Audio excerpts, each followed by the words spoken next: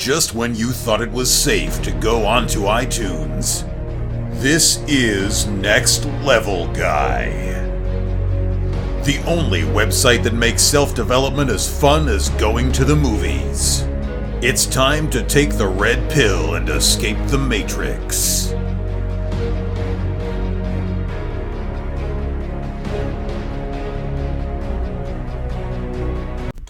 What's happening, guys? It's time for another episode of the Next Level Guy Show podcast with your favourite tutor, Ian Dawson-Mackay.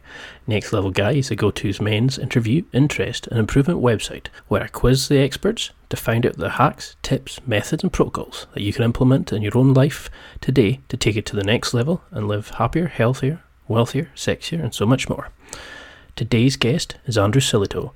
Andrew is a business psychologist, performance coach, public speaker and author from Kent, England, blending over 20 years experience as an elite international sportsman and coach, along with 3 published books and acclaimed TED Talk. Andrew's innovative and straight-talking views on leadership, teamwork and strategy has resulted in his advice and guidance being sought after by key figures at several FTSE 100 companies. He's developed a new method to enable elite athletes and business leaders to fulfill their potential. This was the seed that eventually blossomed into his world-renowned 4 Keys approach. In this interview, we discuss his highly successful coaching methods, the 4 Keys approach, emotional pain and its repercussions, avoiding exhaustion, building proper working patterns, and creating a proper work-life balance. And in this interview, there is something for everybody. There's great advice for those who work for somebody, or for themselves, or for those who are looking to make the change between the two. Please don't ignore this one just because he's talking about entrepreneurship and working with leaders. There really is something for everybody here, and it will help you on your chosen career path. Enjoy. So, if we met in a bar and we had, I was asking who you were and what you did, you've got an amazing story there from coaching to, entrepreneurship to writing books. From, not many people go from hockey to having awesome books out. Can you just tell me a little bit about yourself, your upbringing? How did you become you? Okay, so I started out life in a bakery, a family of bakers. Dad was a baker, granddad was a baker, and I was my 2 brothers, 2 sisters, all grew up working in the bakery, and I was destined to be a baker. That was my life, all kind of mapped out. And My father, though, had different intentions. He thought that maybe the bakery business was going to struggle, with supermarkets opening up. This was the mid-'80s. And he moved into construction and made some good money in construction. Unfortunately, as quickly as he made it, he lost a lot. And when I was 16, unfortunately, my father passed away. He was 48. So quite, he was young. And that kind of left a bit of a mark. Obviously on my life, but it also made me think about how I'm going to live my life and to focus on what I loved doing. So in a way, it was a terrible, traumatic time, but a bit of a blessing in a way as well, because it put me on a bit of a discord. Kind of just sent me on a different direction. And I'd grown up playing street hockey. It was the 80s. Roller discos were the thing, and off the back of the roller discos, played street hockey. That was just the way it was. There weren't any ice rinks near me, so street hockey was the next best thing. But even street hockey is a bit of a unique sport, I think, for a kid in sort of southeast of England. But just followed that passion and sort of shaped a career out of it in some form or another, and ended up moving to Canada when I was 20, and then made my way down to California, played roller hockey down there, and it was all the sport was growing quite a bit in the 90s and late 90s. Early 2000s, and just caught a bit of a wave, and then it's kind of it just went from there, just sort of blossomed. And I had to have a career as well, so I was, making money doing hockey schools and sort of bringing those 2 worlds together. And then by sort of 2004, I decided that maybe I need to get a proper job. And my friends will say I sold out because I joined Yellow Pages and kind of moved into that world, but it was all worthwhile. Yeah, I mean, it was quite an amazing kind of, as I kind of got into your story and I started reading, and I was really sorry to hear, the story about your father, but, you've used that pain and you've really kind of built something from it. And it's really inspiring the way that you've gone from there, but it was when you started talking about like roller hockey and things like that in your TED talk, and it's especially like I'm from the UK as well. It's not something that we're very accustomed to doing. How did you get into sort of roller hockey? What was the attraction?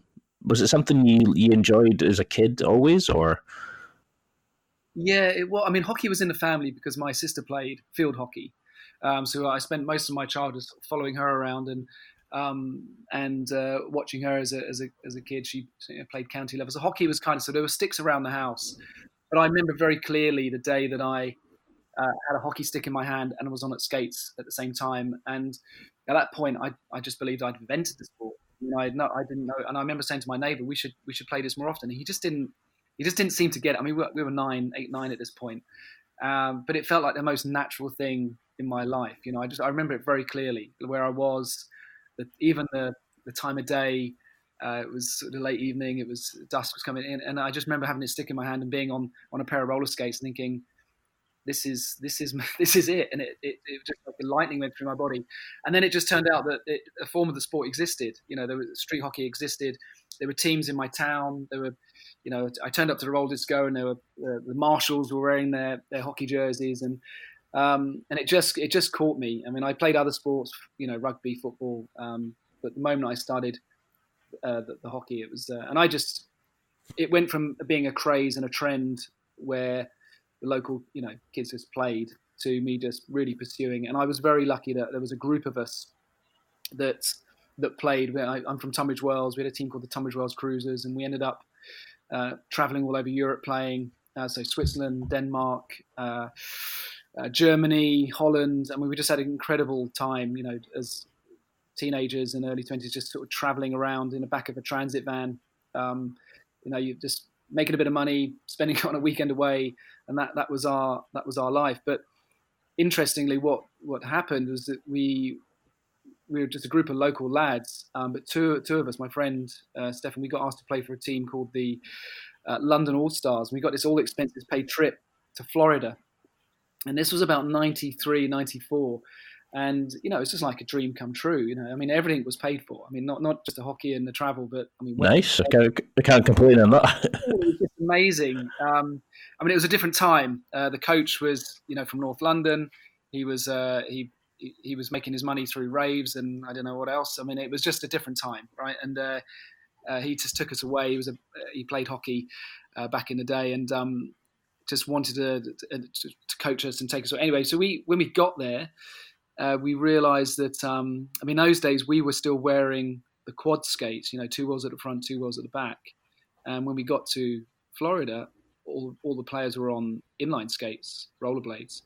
And we noticed a lot more ice hockey players, kind of style. And they were just so fast. And my friend and I, we came back to the UK and said, look, we've got to get on these rollerblades. This is the future. And we were awful. Like, we were terrible. I talk about this in business, about change, and when you implement new systems or new processes, new ways of doing things, typically performance drops off, and it's that resilience and that perseverance to keep going. And for about a year, we persevered with these skates, and the sport made fun of us, said it would never catch on, and then we ended up winning one of the biggest tournaments in the sport, and we beat Düsseldorf, who was a big city for us, and beat them in the final. We won again the following year because everyone else had switched to rollerblades, and we're going through that change curve. So if there's anything Tunbridge Wells is famous for, infamous for, it was that we revolutionised the sport. It's something like you can grow up in the Highlands, like where I'm originally from, and when you start investigating like some of these American guys and other like major name people, and you think, oh, I never knew that about them, like when they're writing their books and that. And I never even knew about the roller hockey side of my own country. It's quite amazing. Yeah. So how did that kind of change you when you were that age? Did you have kind of? I remember you saying in your TED talk, what happens on tour stays on tour.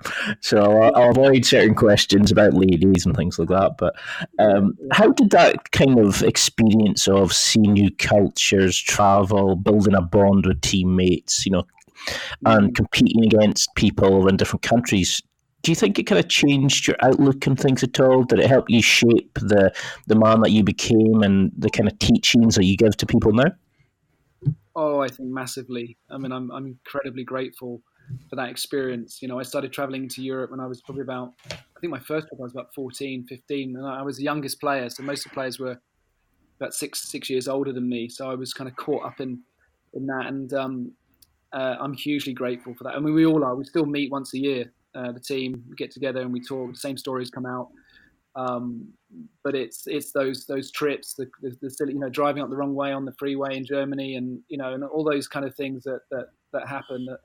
That you just meeting and making friends and crossing cultural barriers and just understanding that people do operate in a different way and have their own way of doing things, and being accepting of that, and appreciating that there are different cultures. So I think when I did move into a corporate environment, I felt a level of maturity, I think, and empathy, maybe, a natural kind of level of empathy that people are wired differently and have different approaches and ways of doing things. That became very apparent to me at quite a young age. Because it's not often, we as men, I try to not sound a complete knob when I say things like that, but it's not often we get to experience other cultures, and it's always amazing that you can guess how somebody's going to be by knowing where they've come from, like the kind of area they grew up, the kind of if their parents were religious, what kind of school they went to, because that's our life. Yeah. But you got an amazing experience, and you got to experience culture where before we even get a chance to, where most guys don't get out till they have their lads holiday after school and all that, and they've already shaped their kind of biasism and their views on certain cultures and life. So is that, do you think you were a bit more receptive because of the unfortunate event with your father, with your kind of times traveling? Is that where the kind of, I want to say, fight against guys being like, burning the candle at both ends and, the hustle till you die kind of thing? Is that where it comes from, do you think? Yeah. Have you seen the other side of that kind of philosophy? Yeah, I think like, regardless of what happens, and losing my father at 16 was there's no doubt, and in fact I'm realizing it more so now at 25 years later that was a traumatic event, and accepting that it was a traumatic event, and that I probably experienced, I have experienced some level of stress off the back of that, which has played out in other areas of my life, whether it's my relationships and so on, and very unconscious. Do you think did you think kind of dealt with it at the time? Because it's nothing on the scale, but I mean, I've had a really sort of traumatic breakup at the time when I was younger, and even now I kind of see stuff that happens in my personality where I think, oh God, I can see reactions from myself from what, like I avoid certain confrontations because that's what I avoided in the relationship. Do you think you still have kind of hang-ups from it, or? Yeah, I think, I think we all have patterns that play out that have kind of embedded themselves through different experiences, and there's definitely an opportunity for us all to undo some of those, or break some of those unwanted patterns. Definitely, but there's also a level of personality that's hardwired in us, from a young age, that would have existed before that event. So it's quite hard to kind of really analyze what is a consequence of that and what isn't. So I try not to think about it too much, but I know there's specific things that played out had played out in my relationships that were, I'd consider, dysfunctional. And when you start sort of putting the pieces of the puzzle together, you start to go, oh, okay, now it's starting to make a bit of sense as to why maybe I behaved like that, and that wasn't really useful for me. And I think we all, I mean, whether it's therapy or coaching or whatever, we've all just sitting still and just thinking these things through can be, beneficial to all of it. Just starts to make a bit of sense. Yeah, because when I'm trying to think how old I was. I had 3 grandparents die of cancer in the same kind of year span. Like, it wasn't like a proper year; it was like a crossover of a year, and I think that was my first real kind of sense of proper loss. And a lot of guys were never really taught those kind of skills. We're taught how to be quiet in school, how to go and play part of a team sport, but we're not kind of taught how to deal with that kind of thing, how to deal with loss, how to understand it, and we kind of bottle it up a lot of times. And some of us, we just go and try to burn off the feelings, through drink and drugs. Some people do it by working hard, businesses and stuff. And, your stuff was the first stuff I found in ages that's looking at the negative side of that. We've got a culture now of, let's hustle till we make it. Let's, build your passion at the side and all that. And is this what you've sort of seen a lot now? Is guys really just destroying themselves from it? Has it become a sort of mission not to let it happen to other people? Oh, definitely my mission. Yeah. And unfortunately I'm people come to me when it's broken, and I wish they'd come to me sooner, and see it as a prevention rather than cure. But I'll give you an example. Recently I had engaged with a client and to coach their MD, and I have a questionnaire, and he filled out the questionnaire, and he was surprised that my questions weren't just about business and profits, and although it covers it, but it's also about the relationships, what's going on with that, is it an enabler? What about their health? And he went a bit quiet. He said he found it useful, but he actually went a bit quiet in sort of arranging the dates and booking our first session in. But I got an email from him last week, and he just said, "Look, I'm sorry for not being in touch, but I think now's a good time for us to get together. My relationship has broken down, and I'm kind of just a bit lost with it, and it's affecting my work." And you kind of think, well, we probably should have had this conversation 6 months ago, and unfortunately, I think going back to your point, we do leave it a bit late.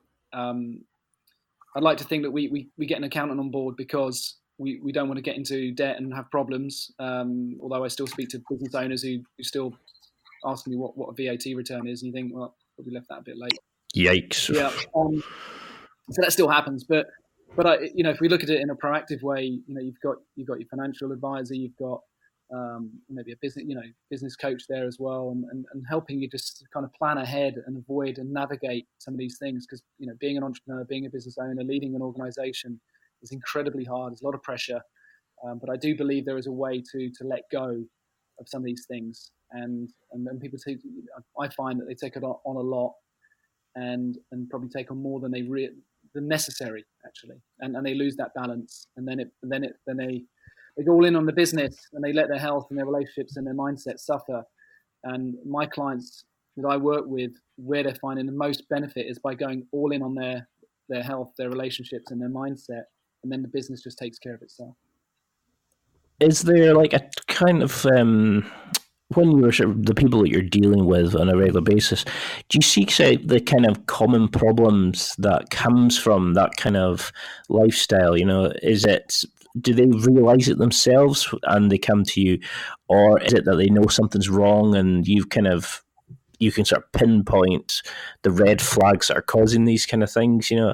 Is it obvious that get to these guys, or are they that focused on their sort of business and stuff that they don't realize where they're going? I'm hesitant to say wrong, but do you know what I mean? I do. I totally know where you come from. I mean, I can see it coming. They might not be experiencing it that way. There's a bit of denial, I think, that this is happening or it won't happen to me. But statistically, it's very likely. But at the same time, whilst there are people that are pushing themselves, they're hustling, and they're showing the pictures of a new car, and they've leveraged themselves, and and they're trying to keep up with the Joneses and living that Instagram lifestyle. And I see it. A lot of these people have started their business in 2010, 2012. They didn't experience the recession. They're young guys, and haven't planned for a downturn, because the inevitable downturn. So when it does happen, they've got the lease, the mortgage, the expensive outgoings. So I see that happening, and they're just on that emotional roller coaster. But I'm also seeing that there is a shift in people saying, what, there has to be a different way. I don't want to get caught up in that lifestyle. I do want to find purpose in what I do and create a more purpose-led business, or if I'm working in an organization, to have a more purpose-led career. So there's definitely an enthusiasm. I sent an email out on LinkedIn to 900 people. We had about 25% response, which is pretty good on LinkedIn, my first degree connections. We just asked the question, as an entrepreneur, what does it take to win and manage your well-being? And those words were, win and well-being together. And it was just interesting, the response, because we had this quite black and white, and it was a specific category of people that said, well, you've got to just get on. You can't win in business unless you work the hours. It's just a reality. Something's got to give. And there was this other group that were just saying, that well-being is my priority, my health. The better I look after myself, the better I am in business. And every now and then I have to go a bit harder, be a bit more aggressive, etc. But the balance. And it's not about work-life balance. It's not about saying, right, well, I finish at 5 every day. It's actually some weeks I need to work till 9 o'clock, but I'm planning ahead to book that time in, either for myself to relax and take care of myself, or I'm planning that weekend in so I'm give my partner some time away from the kids, or whatever it is that they're planning ahead. And that's the key with work-life balance. It's not finishing early or starting late, or it's an overall far more organic view. And I think that's an attractive shift in business, I think, that we're seeing. And for me, the way I describe it is it's kind of like a return to an agricultural mindset. We've had a bit of a blip in the last 200 to 300 years with trying to bring so much order to chaos, when actually chaos is always going to exist, particularly in agriculture. And I think what digital has done is it's brought that back, that sort of fluidity that the Industrial Revolution tried to get away from. That everything's got to be in order. Everything's got to have some sort of level of certainty. And I think that people are starting to resist that now. Starting to realise that actually you don't have to work that way. We don't have to work 9 to 5 and be as productive as possible during those times and just burn ourselves out. And do you think that comes from the way our parents are brought us up, that because that's the way they did it, that's the way we should. But, with sort of technology, the way it's coming now, there's lifestyle independent businesses, and there's so many ways to do things that you could have a sort of side hustle. I hate that term, but you have a side passion while you're working.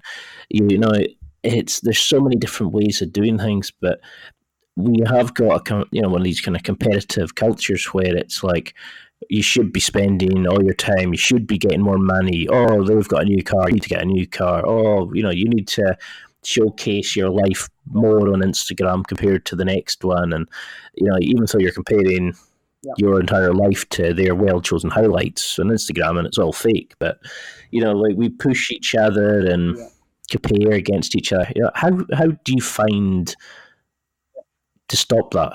How can we stop comparing ourselves? How can we just let the ego go and just be happy with what we're doing, and let the work and the side and the relationships and all that, how can we just be happy with what we're doing?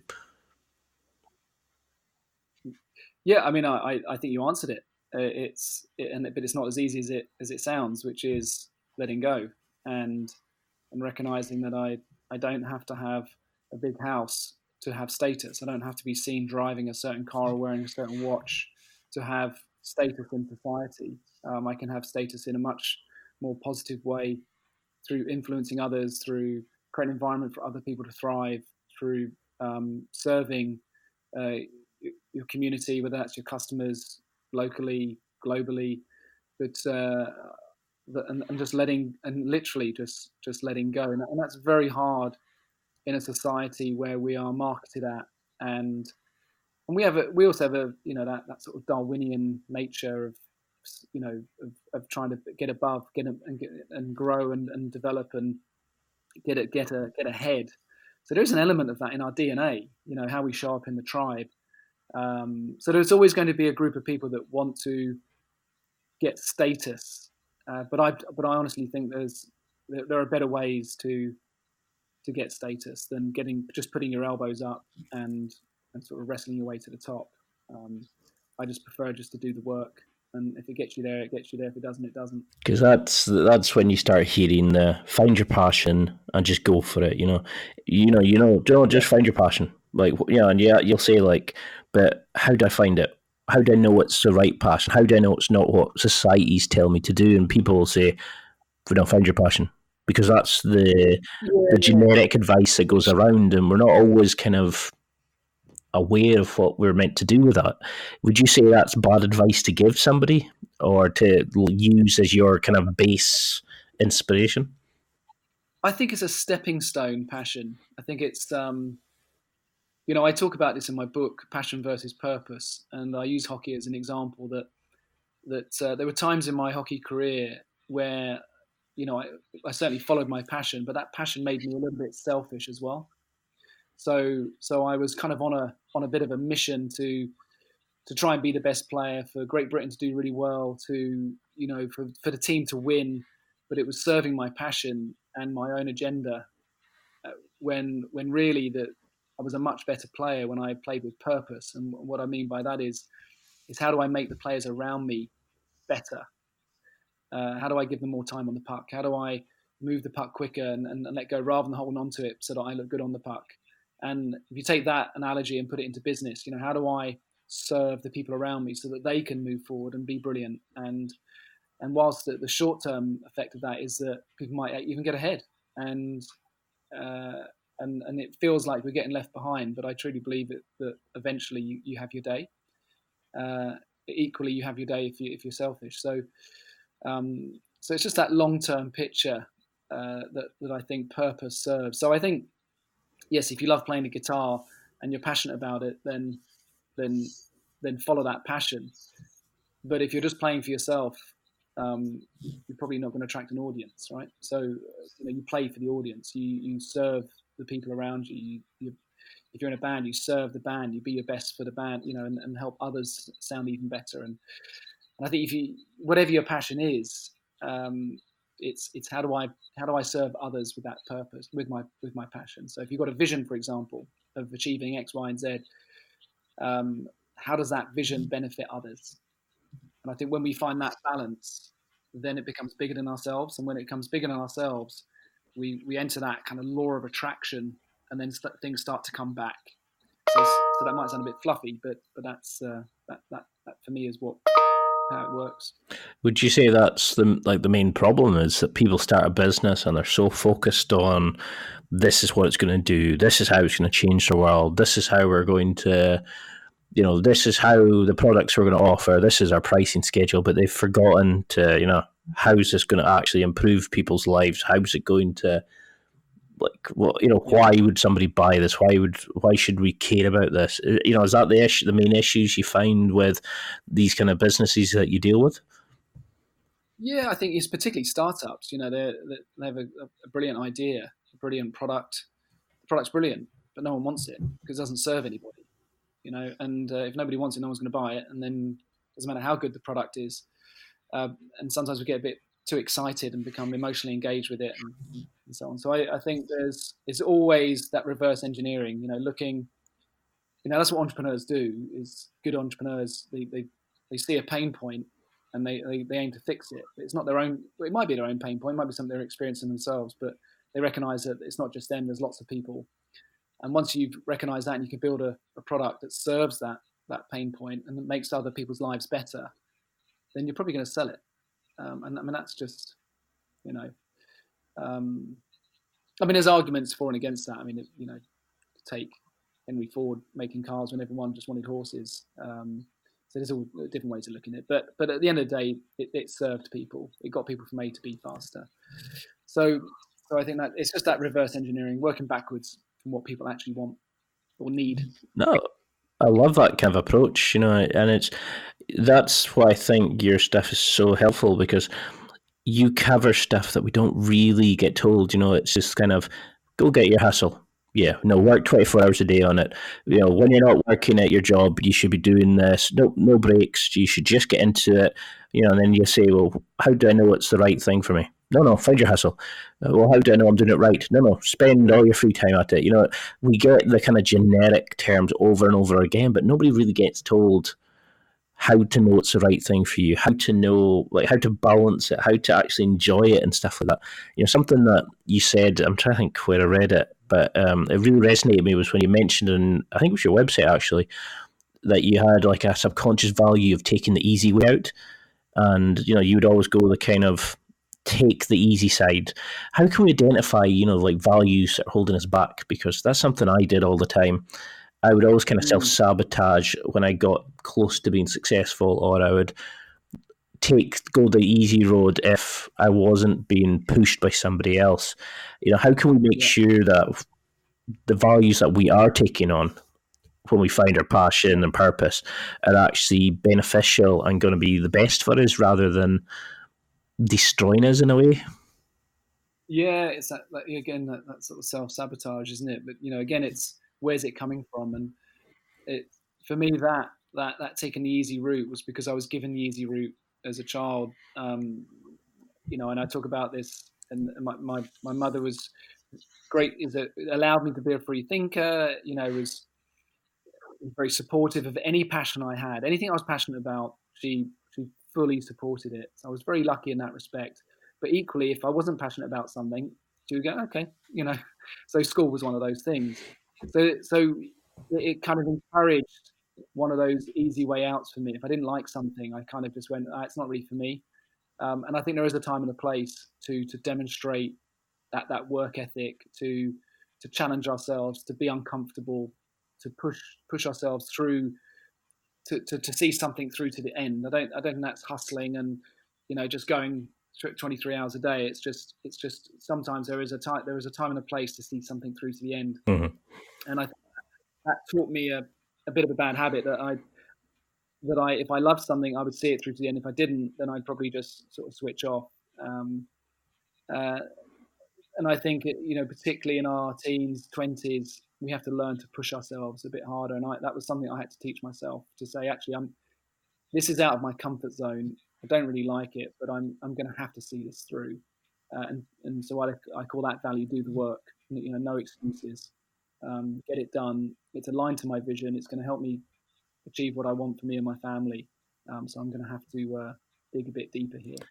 And I think there's a difference between hustle and in sports. That's where hustles come from. You hustle hard in sports, but you also know when to hustle. You don't just go out there and hustle for 90 minutes of the football match, or the ice hockey game, or there's a time and a place. You pick your moments to be that little bit more aggressive, and life's the same. You look for the opportunities, you kind of sniff it out, and you need that time of reflection and not hustling to take that breath, to reflect, and then those opportunities to say, right, now I need to be a bit more aggressive here, and I'm going to put some effort in for the next 90 days or 2 weeks, or this particular area I'm going to really play to my strength and hustle here. That resonates with me, versus if I'm not hustling, I'm not achieving. And that's when the burnout comes out, and that's when the missed opportunities happen. We need that downtime to make sure that we're going in the right direction. So what's like I don't know if it's probably the right term for it, but like, what are kind of red flags? Like, say if you're a businessman just now who wants to work with you and thinking, I never really contemplated this, but yeah, this I can see myself in what you're saying. How can we start noticing? Like, what should we look out for as that's the start? Those are the warning signs that something needs to change now, or you're going to have like catastrophes later on. Do you have a kind of general list of things that you say to people, this is the point that you need to stop and change your path because you're going to have a problem later? Or is it a case that you kind of have to go through it to learn from it, to not let it happen again? Yeah, there is a bit of that, unfortunately. I experienced it myself. So, I thought I'd learned the lesson from my father, but I was following a similar pattern, working hard, thinking I was having it all in place. but on reflection, I was just very passionate about what I was doing, and quite frankly, selfish, but unknowingly. I thought I was, being a good dad. I thought I was being a good husband. I thought I was doing all the right things. So there is an element of that's where perhaps where a coach can help and just sort of paint that picture of that this could be on the horizon if we don't balance what I call the 4 keys. That your business, body, relationships, mindset, and start thinking about this on a daily basis, rather than I've seemed to have put on a bit of weight over the last 2 years, or my wife seems to have kind of seems to be having a different conversation these days, or whatever it is, or I'm just feeling like I don't have the headspace anymore. I mean, they're the sort of things I would be listening out for in the coaching conversations. But really, it's just about action. It's about, okay, what action do you need to take? What do you need to let go of? Where's the ROI on letting go of some of these things? And that's what we would explore. Well, now would seem a perfect time to take a quick break and tell you about my affiliate products. I have set up some awesome deals with some amazing companies. There are so many special offers, listener-exclusive deals, and discount codes available. Simply go to www.nextlevelguy.com/affiliates. That's www.nextlevelguy.com/affiliates. There really is something here for everybody. It depends what you're looking for. There's the comfiest jeans in the world, which are like tracky bottoms. Those are from the amazing people at Barbell Apparel. There's special deals on Amazon. There's Blinkist special offers and discount codes. There's a Gaines box, geeky sex toys. There's Greys. There's a Hustler Hollywood. There's Mankind underwear. There's MeUndies, which is all amazing stuff. There's Mr. Skin, My Protein. There's On It. There's Real Social Dynamics. There's a Fantasy box. There's a Protein Works. There's Under Armour. I keep adding to it almost weekly. I'm setting up amazing deals and special offers with some great companies. Simply go to www.nextlevelguy.com/affiliates. All the monies that I receive in commissions from these companies is then used to make the site better and better. So please use and abuse the codes. I don't get any affiliate data back in terms of what you buy, what you spend, or anything about you. I get a small commission from the company as a thank you for sending you to them to buy from. So again, it's www.nextlevelguy.com/affiliates. Enjoy, and now let's get back to the interview. So, what was the inspiration for the your books? Because it's rare for people that want to then go and share what they found to be really successful. These people kind of hold on to their secrets and don't want anybody else to know that they're like why they've become such a successful coach. What was your inspiration for the books? Because every time I looked up a review of you, it was like 5-star, people saying that you'd changed their lives and all that. So why not just keep it to yourself and be the guru who changes businesses? Why did you want to write a book and kind of share this with people? Is this like your mission now in life, do you think? Yeah, I think so. I think in this industry as a coach, it chooses you. It becomes purpose-led. It becomes a mission, and it becomes an overriding. I think that balance of passion and purpose, loving what you do. So writing the books really is a way just to help others avoid some of these challenges. So even though that I experienced that with my father, I was still experiencing it myself, which was a huge surprise to me. So it's just my way of sounds a bit cliche, but giving back, and that's something I'm very passionate about. So one of the things I wanted to really sort of touch on was like you had mentioned on your site, I think it was now where are we? It's your belief that doing is improving. Can you expand a bit on that? And like what people listening, how can they start doing and making sure they're not just working for the sake of working, but they're actually doing to improve? Yeah, so I think that's basically from the training that I do. So any training that we do, leadership development, coaching, is we do the work. Doing is improving. So we can read all the books we want. We can take on all the theory. That's great, but it doesn't necessarily improve us. So it's just about getting out there and playing with these tools and techniques. If you read a book on something and it says do something, then go and do it. because that's where the improving is. It's not, we don't improve by just keep reading it over and over and over again. We get out there, we have a go. Some of it works, some of it doesn't, and you don't see a professional football team, soccer team on the pitch, on the training ground, learning how to play the game, or the coach talking them through the theory of the game. They practice and they practice and they practice. So it's giving you a chance to practice, develop yourselves. But for the most part, the real learning experience is in the action. So if you want to be a speaker, and yes, you should practice your speaking, but the best way to be a great speaker is to get out and speak. Just throw yourself out there. So that's what I mean by doing is learning, is do it. Perfectly said. I mean, that's what I really liked about your stuff was you're very straight to the point. You're very kind of, you don't fluff around, you don't go head in the clouds, philosophy kind of stuff. You just give people real, manageable, action, concrete steps that they can take. And I think that's why you've been so successful. And when you were a coach of Team GB and things like that, it's because of the way that you build strong, dynamic teams that succeed. But when you've looked into leadership and things like that, where do you think guys go wrong with leadership? What's the best way, leadership approach that you found? Because I think you said when you're working with Team GB that you could go in and tell them this is the philosophy, this is what we're going to do, but unless you built it with a team, it wouldn't stick to the guys. How can we build a sort of firm foundation with them, and how can we build a strong, dynamic team for somebody that's maybe starting a new business?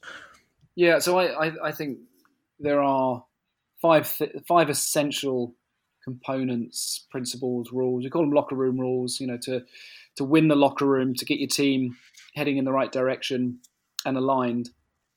And the first one that we talk about in the leadership program is, and it seems so obvious, but it's have a game plan. What is the objective? What are we trying to achieve? And are we all seeing that game plan through the same lens? That's the first thing. So the leader is usually, or the business owner particularly, is usually quite a bit further ahead in the way they see the vision, the way they see the business going, and being able to articulate that in a way that helps people understand and see it in the same way. And so the second part of this, second rule, if you like, is ask, don't tell, which is being a facilitator. So rather than saying, well, I've got to tell everyone my vision, and I've got to tell them over and over and over again, and I've got to tell them what the roadmap is to getting there, I've got to tell them the tactics. Well, in sports, you can tell players the tactics over and over and over again. It doesn't mean it sticks. What you really want them to do is say it out loud back to you, or better still, add value to it. Talk me through. We've got an opponent coming up. Talk me through how we're going to beat this team. What is your understanding of their gaps, their strengths? How do we take advantage of them? And in the same way in business, how do I facilitate that discussion so that I'm getting my team to contribute to understanding what the market is, what our clients want, who are the competition, how do we beat them, what is the roadmap? And that ask, don't tell philosophy is very powerful. The third thing we look at is as you build your team, you need to start to identify who your captains are, who your assistant captains are, and also your skeptics. You're going to have people in your business that perhaps aren't bought into the game plan, don't quite get it, not sure about the strategic direction. You get that in the locker room. So you need your captains. You need the people that, as you start to scale, start to grow, start to build your business, that when you want to go out and meet clients, or maybe you want to take some time off, or whatever it is, that you've got somebody or a group of people who are maintaining that culture as you go forward. So when you're not around, the culture still exists, or the high performance still exists, as people hold each other accountable. And the fourth rule is fail fast, learn quick. Creating an environment where people can have a go at things. I'm not suggesting we lower our standards or repeat bad behaviors, but not feeling the fear of picking up the phone and speaking to a client, or getting out there, or doing some sort of work, whatever it is, that people feel free of any anxiety to have a go at this work and learn. And then the fifth rule, I've kind of mentioned it, but it is hold each other accountable. So the ask, don't tell philosophy is great. And Sir Alex Ferguson was a great example of this. He he's known for the hairdryer, this kind of red-faced, angry man who's barking from the sideline, but also equally regarded as a father figure. How does he do that? And now gone on to be a Harvard professor off the back of his 25 years of Manchester United.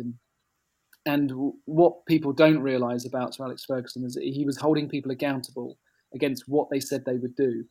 So he wasn't telling them, you have to do this, and then hold them accountable. He was asking them, what is their commitment? What are they aiming to achieve? What are your goals? What's your intent every time you go on the pitch? What are you trying to achieve within our tactics? And then his job was then to hold people accountable. And that's really where he would get angry. And then, like any coach, and that was my role as head coach, was to hold people accountable. And if I felt let down that people didn't achieve what they said they were going to do, then I would be disappointed, and they would know that. Now, how could somebody take, that kind of foundation parts that's not in a business, that's maybe not building a team, but, works for a company but wants to build a strong, sort of firm foundation in their own life, mentally, physically, emotionally, with their family, their children, etc. How can we use that transferably and build in our own lives? Because not everybody listening is going to be interested in building a business, but it's going to love the way that you look at it and your sort of your message. So how can we use that, regardless if we're a business person or not, like to get peak performance? Yeah, I think there are a few things there that could be explored. One is, the solopreneur who is sort of building the business around themselves, whether it's around their brand or just, wanting to be an independent trader. There are a lot of things that they can bring into that. And one of the biggest challenges and we can build on the Manchester United example, is that you kind of have the glazier's hat on. You're trying to think about, how do I grow my business? Where are the opportunities? And then you're kind of thinking, right, how do I get organized and be the best version of myself and make sure that I can also be out on the pitch scoring goals and winning. And then if you do grow a team, then you've also got head coaching roles. So you've kind of got 3 levels. But I think there are things that people should be thinking about, and that is, how do I take care of my health? How do I make sure that I'm doing things daily that make sure that I'm ready? One of the things I talk about as a value is always ready. So doing things today that will have a positive impact on my performance tomorrow. So I know people want to enjoy themselves, they want to go out, have a drink. But if that's affecting their ability to do their work, if that's affecting their ability to be present with their family and enjoy the time or whatever it is, then I think you have to seriously ask yourself if it's the right thing to do. And equally, finding time. I'm not suggesting anyone should be doing any sort of type of chronic training or being in the CrossFit box every day or, signing up to triathlons and things like that. But just staying healthy and fit and strong daily, putting in time for the relationships, and most important, looking after their mindset. Just slowing down to speed up. I talk about a lot. Just slow it down, slow life down. Don't feel guilty because you're not hustling. Incorporating that reflection, whether it's an hour just once a week or 10 minutes a day, just to stop and think and be still, is where some very powerful tactics, ideas, solutions will come about. And so that slowing down to speed up is hugely important, rather than just being on top speed all the time. So what should somebody sort of be doing during that point? Should you be meditating? Should we be journaling? Should it just be a case of taking time away from all technology, from the business, and go for a walk? Or, what would you advise to somebody to how to slow it down to speed it up? I think do what is comfortable for you. So some people will like to get the Headspace app out or Calm app and do some meditation. For others, that just sends them off to sleep and they don't find it very useful. I like doing postures, so some sort of combining a little bit of strength work where I'm stretching and sort of mobilizing myself and breathing. I find, and then I finish off with maybe just laying down for 2 to 3 minutes. I find that very useful for me. I think a walk around the block. I think going to the park. I think just sitting on the couch and just having nothing on, no TV, just sit there and just think. It's very hard for some people, particularly entrepreneurs and people who are ambitious, to be still. But it's a very, I think, a very important part of our life. That's slowing down. So I think you do. If journaling works for you, journal. Whatever slows you down and makes you think and calm, then just do what works for you. You know, there'll be people just now who are pure panicking, thinking, "What do you mean? Just take some time away? You mean just stop? No, I can't do that. I can't do that." You know. So people are often surprised when they say they don't have any time, and I say, "Well, if you haven't got any time, if time management's a problem for you, here's what I want you to do once a week. I want you to block an hour out of your diary to do nothing." And they're pleasantly surprised. So how did becoming having your own family, how did that change you? You know, like how did it kind of shape your teachings? Have they changed at all, or have they made them sort of more, I want to say dynamic, but it's probably not the word I'm looking for. You know, how has it kind of changed your outlook on life and the world? Well, I think it inevitably has changed my outlook. It's got me to focus. I'm 43. My first daughter is 20. Right, so I was 23 when she was born. So I was young, and so that kind of that got me focused and maybe think differently about the hockey and everything else that was going on. And now I've got two little ones with my wife, and they're 2 and 4. And I think very, very hard work. Yeah, and obviously I love them to bits, but I think I'm a better father, than I was for my youngest. And I know it sounds my daughter would probably stick up for me, but she'd also give me a hard time for some of the things. But I have a very good relationship with my daughter. She's traveling. I've been very lucky with my work that I'm in Sydney at the moment. I was fortunate to spend a weekend with her in Melbourne. She's off to the Philippines. She's grown up into a wonderful woman. So I'm very proud of her. But I think we do learn, you learn with like any experience, to be better. I don't think we're certainly ever the finished article, because every child is different and requires a different type of parenting. And, it's an ongoing lesson, isn't it?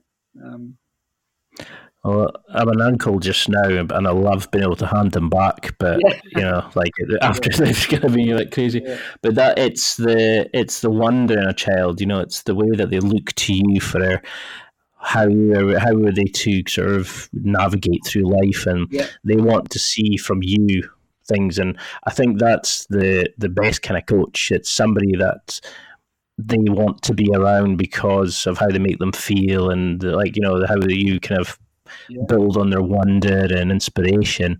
Would you say that the way you were raised has sort of helped you become a better parent, or have you realized now that the problems your own parents faced when have you understood by becoming a father how difficult it was? Has it helped you kind of deal with your own upbringing, maybe? Or yeah, but I think there are still patterns that manifest themselves unconsciously in us all.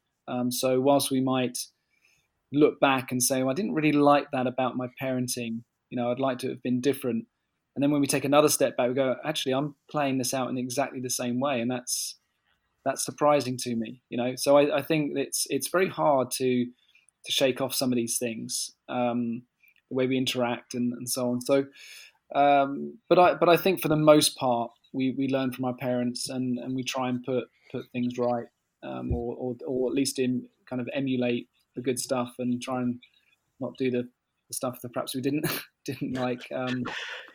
But I think it's just an ongoing learning experience, and I think leadership is very similar. I think there's never a finished article, and whilst having children brings some responsibility, and like you say, we become responsible for how we shape them, the environment we create for them, the way they thrive, and the trajectory of their life is dependent on the parenting. And I think leadership is very similar in business. Anyone that's in a leadership role is, rather than thinking, oh, I've got to deal with people, actually you're in the same way, you're responsible for the trajectory of their career, their life, the their goals, all of that, their aspirations, their dreams. And I think that's one of the hardest shifts for any leader is to recognize that. Yeah, I completely agree. I mean, I can think back now because when I was younger and the way I kind of batted heads with my own dad, and because of the way I thought he was just being a bit of a dick and all this kind of stuff, And when I look back now with having like two nephews and a niece, and how you've kind of got how you've got to help not raise them, but I've got to be like the inspirational uncle, the one that they are glad to see every time, rather than think, oh God, here we go.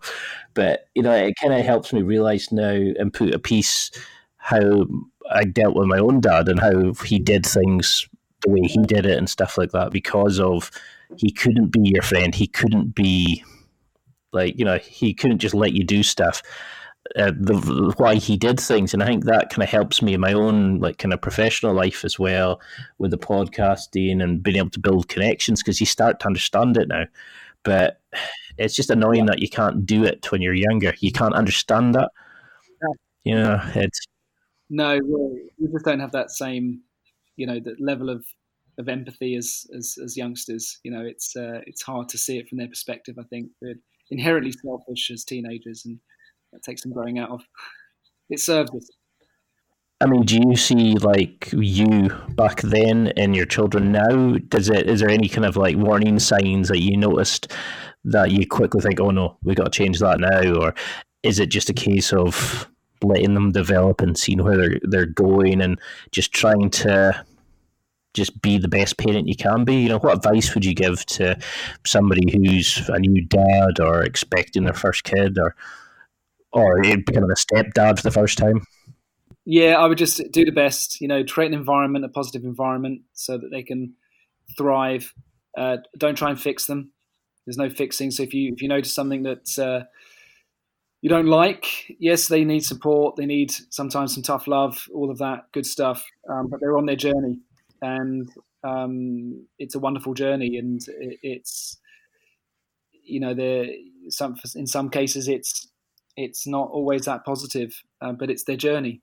I'm a big fan of the work by Byron Katie, and I found that very powerful in that not being judgmental, letting people live, letting people explore and experience life, and they tend to flourish more than trying to think, oh, hang on a minute, we have a problem, I need to fix that, bring some control to it, which inevitably is going to end up in probably more loss of control. So. And that's very difficult for parents, very difficult. But that's the reality, I think.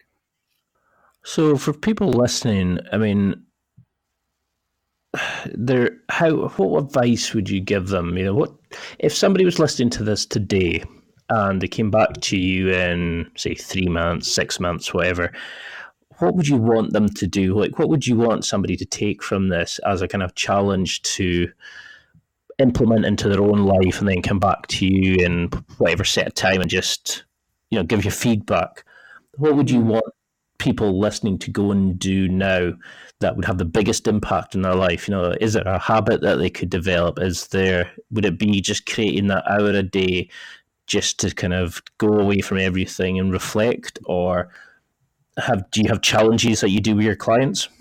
Yeah, we have lots of different challenges sort of within the group. I mean, the first challenge is to think across the 4 keys on a day-to-day basis. So what have I done in my business today? What have I done in my body today? What have I done in my relationships? And what have I done in my mindset? So business, did I achieve an action, a result that I aim to achieve? In my body, did I sweat? Did I do something that pushed myself a little bit? Not beyond to failure, but just meant that I'm getting a bit stronger, a bit healthier. Did I do something in my relationship, whether that's within your inner circle of friends, your clients, or your partner, that added value to them, that made them think that you're thinking of them? And mindset is, did I slow down today? Did I take some time, 10 minutes, half an hour, whatever it is, to stop and think about the 4 keys: the business, body, relationships, and mindset. So I think that's the daily habit, winning daily. I do think it's important to have a vision and have some sort of idea of what we want out of life. But then it's about how do I get action orientated and do something in the next 90 days? What can I achieve in 30 days? What can I achieve in 60 days? And have some sort of end goal, that something we're working towards, and that can help us get to our vision quicker. And I always hear arguments for and against that, but I'm a strong believer in having some sort of direction, something that you're working towards.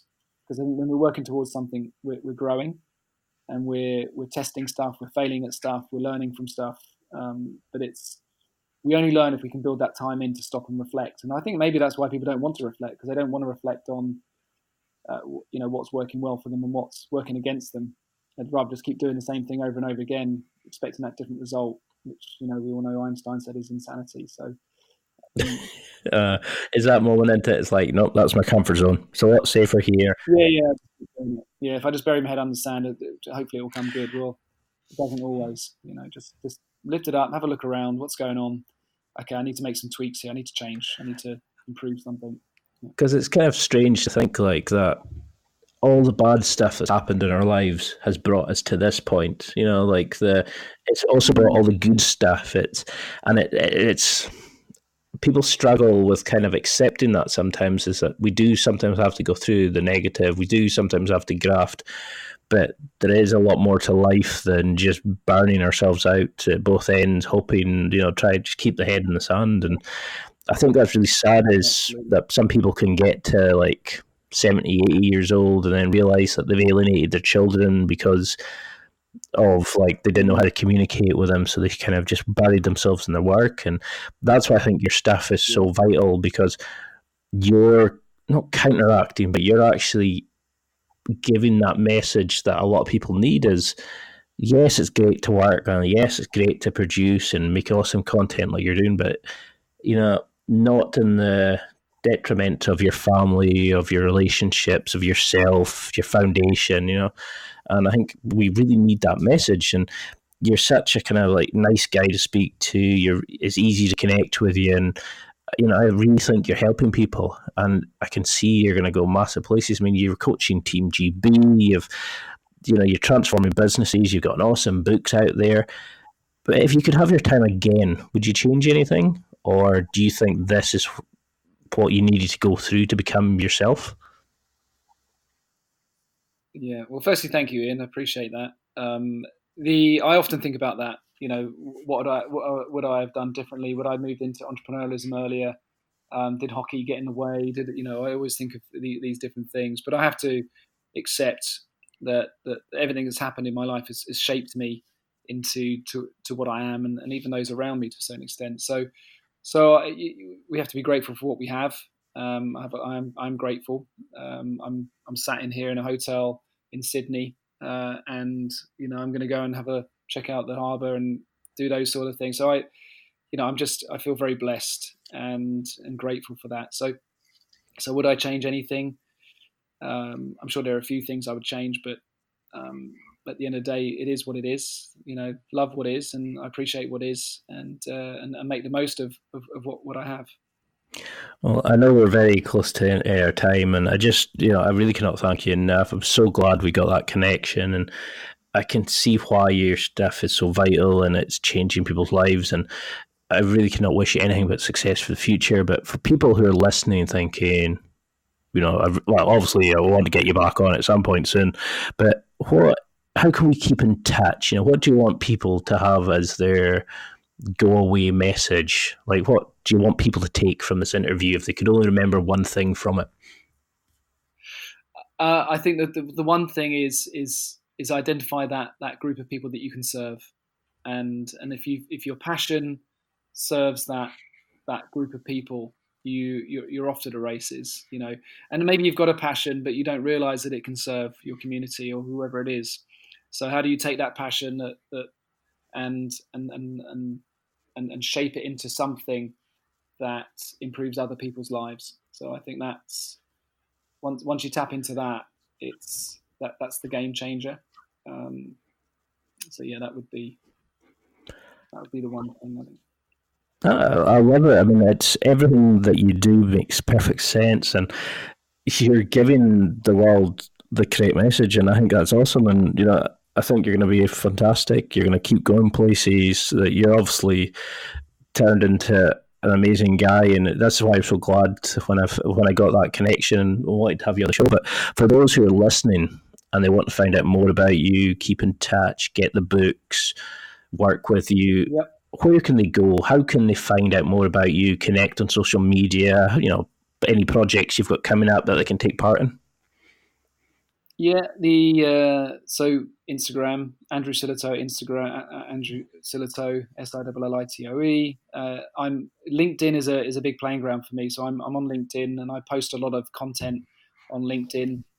So happy to that would be very happy to connect. We have a Facebook group which is called Get Fit to Win, but I know my social media manager guys is looking to change that to the 4 keys. But if you search Get Fit to Win, all the 4 keys, then it should bring up the Facebook group. So that would be I'd like to invite your listeners to that. And I'm always putting out free content, just videos and a lot of topics that we've talked about. Well, your TED Talk is brilliant. I always admire people who can do them, and you looked like you had a great time, and it's just. It's fun. I mean, are you planning on doing any more in the future?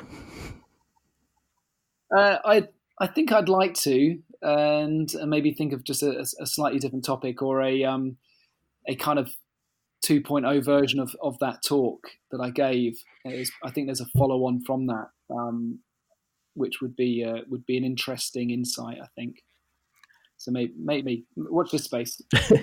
Well, I cannot thank you enough for this. It's been fantastic. There's still pages of questions and areas I want to cover, so we've got to get you back on. It's been an absolute pleasure to speak to you, and I just cannot thank you enough for everything that you're doing for people and just for the great advice you've given today. Thank you. Thanks for having me. That's it for another week. Thanks for listening. Absorb it, practice it, use it. Until next time, keep trying to hit that next level in your life.